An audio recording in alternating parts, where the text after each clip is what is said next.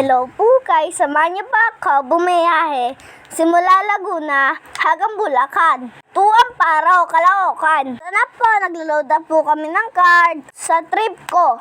At na po, nakapila na po kami sa papuntang Ayala.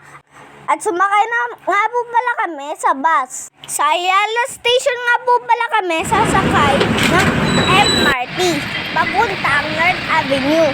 24 pesos po papasahe dyan.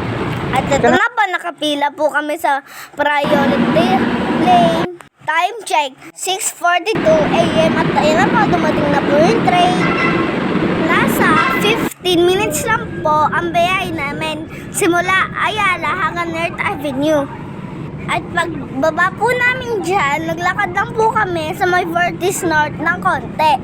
At doon po kami pumunta sa point-to-point bus station.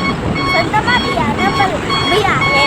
100 pesos po ang pamasahe dyan.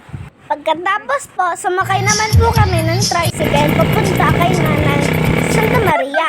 At andito na po kami, nagkaroon na po kami saglit at pupunta na po kami sa SSS. May asakasuhin po para doon si Nanay. At ayan po, nagutom ako, bumili po ako ng siomai. At pagkatapos niyan, pumunta naman po kami sa Sabarte. Yun na po, thanks for watching, baby. This is my next vlog. Bye. Mama.